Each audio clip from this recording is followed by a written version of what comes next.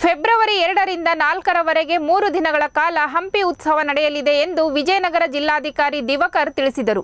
ಹೊಸಪೇಟೆಯಲ್ಲಿ ಜಿಲ್ಲಾಧ್ಯಕ್ಷರು ಆಯೋಜಿಸಿದ್ದ ಹಂಪಿ ಉತ್ಸವಗಳ ಪೂರ್ವಭಾವಿ ಸಭೆಯಲ್ಲಿ ಪಾಲ್ಗೊಂಡು ಮಾತನಾಡಿದ ಅವರು, ಈ ಬಾರಿ ಹಂಪಿ ಉತ್ಸವಗಳನ್ನು ಅದ್ದೂರಿಯಾಗಿ ಆಯೋಜಿಸಲು ರಾಜ್ಯದ ಮುಖ್ಯಮಂತ್ರಿ ಸಿದ್ದರಾಮಯ್ಯ ನಿರ್ಧರಿಸಿದ್ದಾರೆ. ಈ ಉತ್ಸವಗಳಲ್ಲಿ ಕಲಾವಿದರಿಗೆ ಉತ್ತಮ ಅವಕಾಶ ಸಿಗುತ್ತಿದೆ ಎಂದರು. 10 ಕೋಟಿ 70 ಲಕ್ಷವನ್ನು ಕೊಟ್ಟಿದ್ದಾರೆ. ಮತ್ತು ಅಂದಿನ ಶಾಸಕರು ಮತ್ತು ಮಂತ್ರಿಗಳು ಕೆಲವು CSR ಫಂಡಲ್ಲಿ ಅರೌಂಡ್ ಒಂದು 15 ಕೋಟಿಗಳಷ್ಟು ಆಗಿದೆ ಮೇಲ್ನೋಟಕ್ಕೆ. ಅಫಿಷಿಯಲಿ 10 ಕೋಟಿ 70 ಲಕ್ಷ ಇಲ್ಲಿ ವಿವಿಧ ಇಲಾಖೆ ರಿಲೀಸ್ ಆಗೋದು ಮಾಡಿದ್ದೀವಿ. ಈ ವರ್ಷ ನಾವು ಕೇಳಿದ್ದೀವಿ ಕನಿಷ್ಠ ನಮಗೆ 15ರಿಂದ 17 ಕೋಟಿ ಬೇಕಾಗುತ್ತೆ ಅಂತ. ಜೊತೆಗೆ ಬೇರೆಯವರು ನಾನು ಮತ್ತು ಶಾಸಕರು ಬೇರೆಯವರು CSR ಫಂಡಲ್ಲಿ ಅಥವಾ ಯಾರಾದರೂ ದೇಣಿಗೆ ಕೊಡೋದಿದ್ದರೆ ಅವ್ರನ್ನ ಬಳಸ್ಕೋಬೇಕು ಅಂತ ತೀರ್ಮಾನ ಮಾಡಿದ್ದೀವಿ. ಕನಿಷ್ಠ ನಮಗೊಂದು 15 ಕೋಟಿ ಸುತ್ತಮುತ್ತ ನಮಗೆ ಇವತ್ತಿನ ಈ ಒಂದು ಎಸ್ಟಿಮೇಟ್ ಪ್ರಕಾರ ಬೇಕಾಗಿದೆ.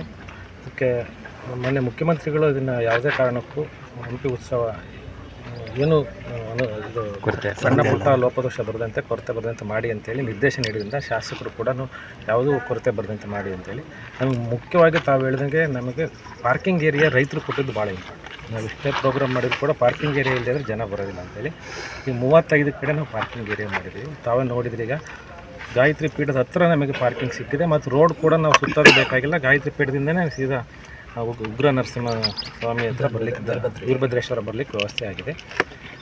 ಮತ್ತು ಈ ಸ್ಟೇಜ್ಗಳೇನಿದೆ ಲಾಸ್ಟ್ ಟೈಮ್ ಥರನೇ ಎಲ್ಲ ಸ್ಟೇಜ್ ಇರುತ್ತೆ, ದೇವಸ್ಥಾನದ ಸ್ಟೇಜ್ ಇರುತ್ತೆ.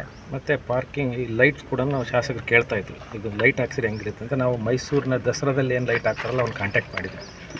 ನಾವು ಈಗ ಬಜೆಟ್ ಪರಿಶೀಲನೆ ಮಾಡಿ ಅದೇ ರೀತಿಯೂ ಪೂರ ಕಡ್ಡಿರಾಂಪುರ ಟು ಕಮಲಾಪುರ.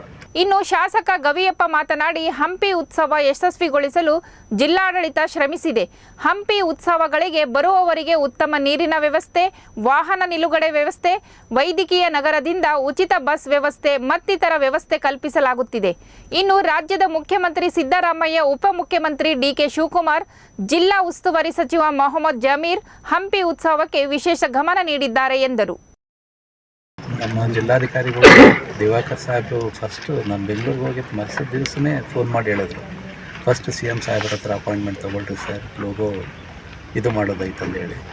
ಆದರೆ ನನಗೆ ಜ್ವರ ಇರೋದ್ರಿಂದ ನಾನು ಹೋಗ್ಲಿಕ್ಕೆ ಆಗಿಲ್ಲ. ಮತ್ತು ಸಾಹೇಬ್ರಿಗೆ ರಿಕ್ವೆಸ್ಟ್ ಮಾಡಿಕೊಂಡೆ, ತಾವೇ ಅಪಾಯಿಂಟ್ಮೆಂಟ್ ತೊಗೊಳ್ರಿ ಸರ್, ನಾನು